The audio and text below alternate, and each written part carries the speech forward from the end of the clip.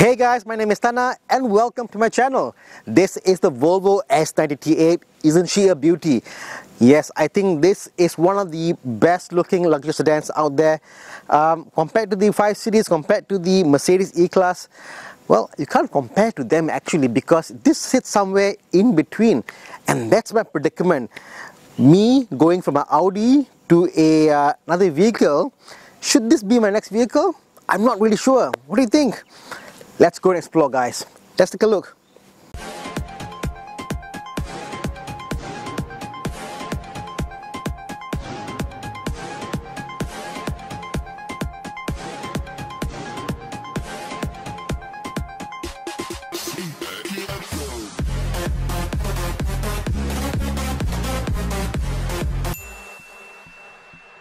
Let's begin with some stats. The Volvo S90 T8 now comes at 339,000 ringgit, which is 30,000 ringgit cheaper than the outgoing pre-facelift model of the Volvo S90 T8 Inscription Plus. So you are getting more bang for your buck. But where does that bang for your buck go to?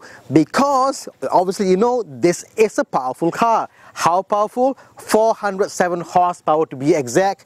It's got twin engine, which means it's got the internal combustion engine in the front and it's got an e-motor in the back to give you the combined power of 407 and a whopping 640 Newton meter of torque. I guess to a lot of you out there, you're thinking, wow, Thana, that's a lot of power. Is it really powerful? Well, it doesn't come to me as a monster car kind of power, because it's very refined. And a lot of it is because of the weight. This is a 2-ton car, guys. There's no way around it. This is a heavy car.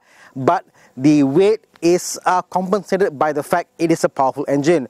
And if you think it's slow, it is not slow, because it does 0 to 100 km per hour in 4.9 seconds, which is fast by any standard. And if that wasn't enough, you get fuel efficiency also in this vehicle. Imagine doing 2.1 liters for 100 kilometer. Imagine 2.1 liter is like 5 ringgit petrol, and you will do 100 kilometer if you drive the way it's meant to be driven, and not like how I drive it, because I do get spirited when driving this car. Is it for you? I don't know. Well, for me, coming out the Audi, which is more sport tuned, which is more sporty, and it handles like a beast, coming to this is more luxury, more refined, it's classy, and when you do go out, people see you as that, oh, more refined gentleman. Is it for you? I don't know. Have a look. I do think it's beautiful.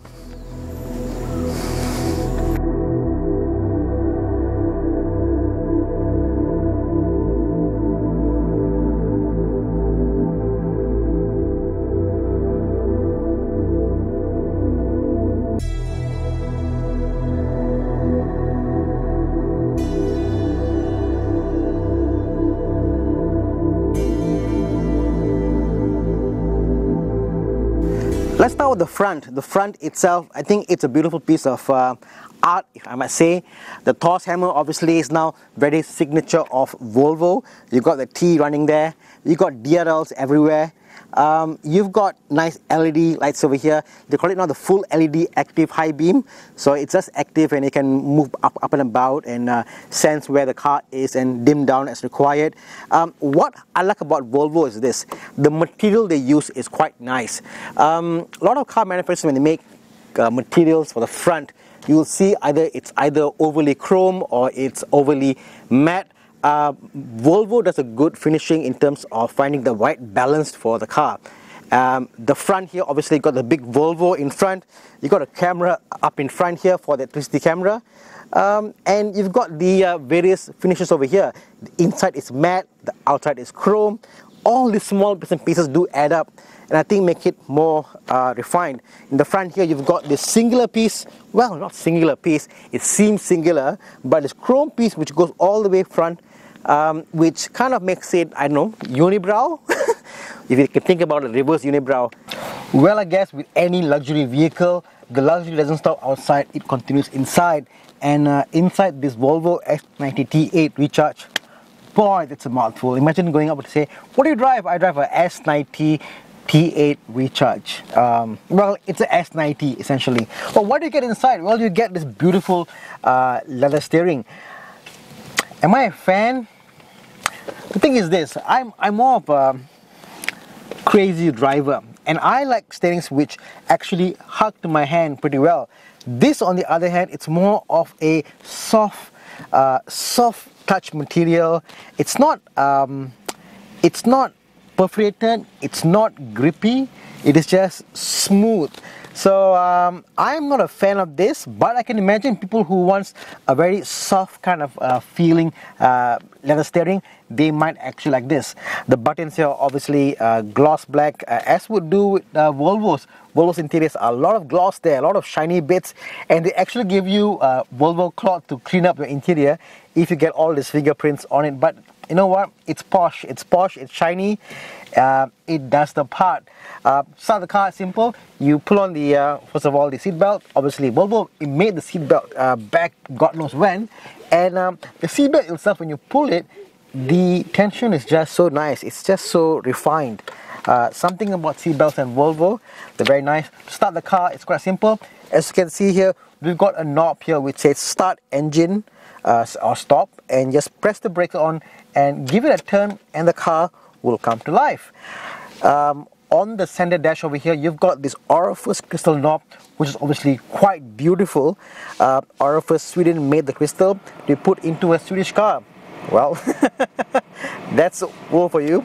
And down here you've got the drive mode. The drive mode is basically this diamond cut material where you can select the drive modes from hybrid to all-wheel drive to, you know, your individual preference. I'm not sure what that means, but it has got a few modes. Apparently this only comes in T8 and not the T5. Interesting.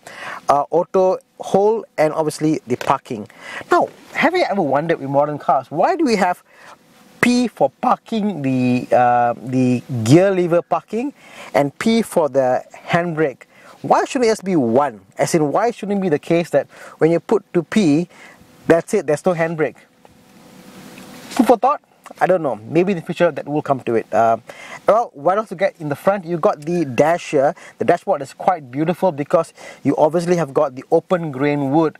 Volvo is renowned for their open grain wood. They make such a big fuss about it, and I can see why, because it's actual wood, guys. You know, imagine having a Rolls Royce and you got open wood, open grain wood.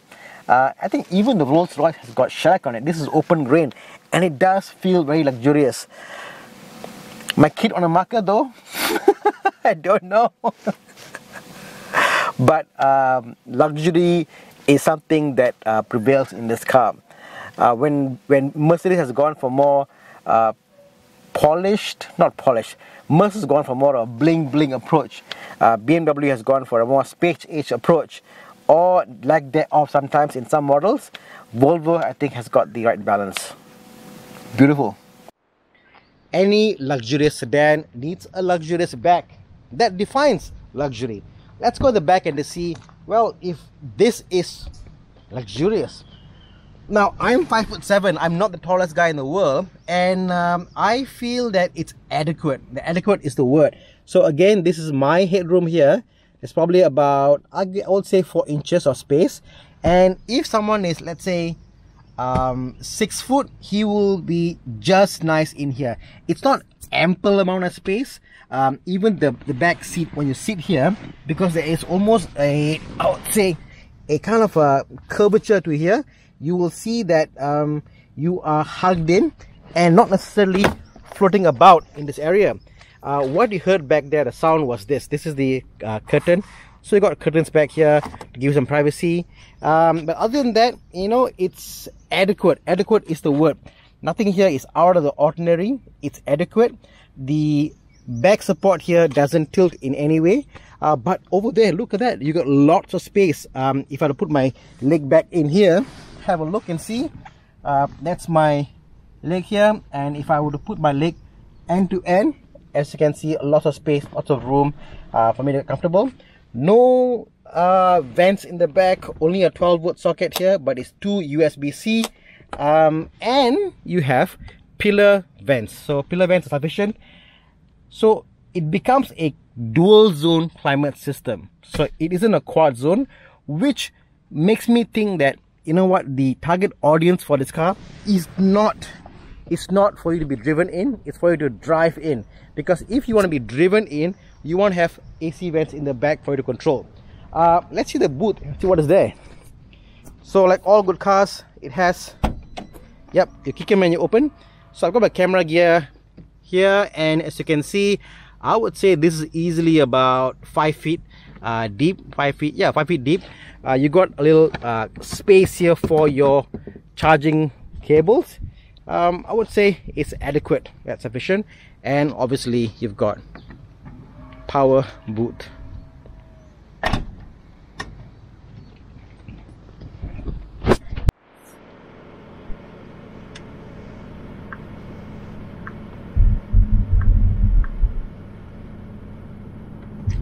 Let's talk about how the car drives.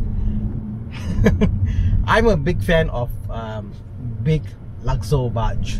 I'm a big fan of cars that are big, spacious, and powerful. You know, that's my thing. You know, some guys like Audi TTs, or they like Golfs. They like small cars that are powerful and nimble. That's their thing. You know, and I do appreciate those cars, and I want to get into them. Totally get it. But personally, I'm into large sedans. That's my thing. Large sedans to me are the best, you know, because your family is there, you can get on board, you can go places, you can do stuff, you're comfortable, you sit back like a lazy chair and you just float. And this is, I would say, in that top tier, because it does all that very well. It floats very well. It floats very well. You sit back, the seats are comfortable, and the sound is fantastic, the audio is good, the dash you see there looks beautiful, looks luxurious, you feel in a nice spot. But this is the big but here. Now, I'm also a fan of sleepers. I'm also a fan of sedans, large sedans, which look tame, which look totally normal, and then you get to do things like those things, you know. I love sedans which does that, because they are a sleeper. No one will guess that this car will do 4.9 seconds to do a 0 to 100, but it does. It's very powerful. But I also want with that handling, and that's where I think this is a bit tricky, because my preference, personal preference, is I like cars that are more flat on the ground. This isn't it, you know, and it's not a bad thing, because it gives you a more, I would say, a drive that's good for all the passengers in the car, because they're not going to feel like being thrown about in the car itself, which is fine.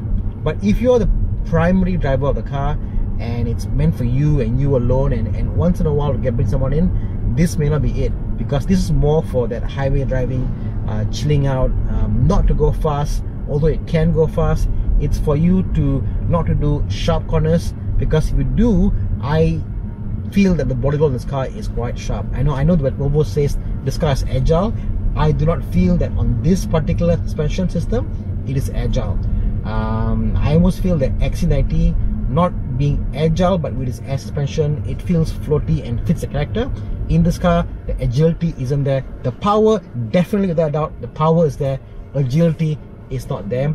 But again, not a bad thing, because if you are the person who does KL Penang and not like interstate travel as if we can do now, but you know what I mean, when you do interstate travel, you want a comfortable car, put on auto cruise, it'll do your pilot assist, that's your adaptive cruise control. This car is meant for that. This car is meant for you to do that long distance travel. It's not meant to do sharp corners. It's not meant to do that spirited driving once in a while. It's not to do that. It's meant to do the autobahn, you know. So if you are the person looking for that kind of car, this is for you. If you're the person that does more of town driving, I would say look at the S60, because I think that feels more agile than this particular car, and the price difference is not much, so it's more of what you actually need. And that's where another problem comes out, because the XC90 does such a good job in trying to put all together that as a package, the XC90 has something different. The extra row of seats, the fact it is big, spacious, the panoramic roof, there's something special about the XC90. XC60, again, something special, because why? It's in a Goldilocks zone, because it's just nice, not too big, not too small. The XC90 is too big for it to go anywhere in here. The 60, perfect. XC40, well, that is, I would say that's a car that I've not really kind of got used to what is it for, but I'll leave that aside. The S60 to me has the same character as the XC60, because it's in a perfect sweet spot. Not too big, not too small, just nice. Daily travel, fantastic. It's agile, it's fun, all the above, you know, fantastic.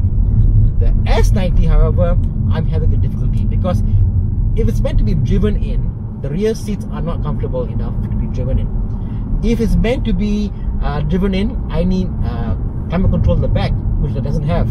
So it is designed to be a car that you drive and not be driven in. And for me to drive this car in town driving, I don't feel that this actually something I will get. I'll go for the S60, unless my purpose again is to do interstate travel. So again, it depends on your purpose. If you feel that it's for you, get it.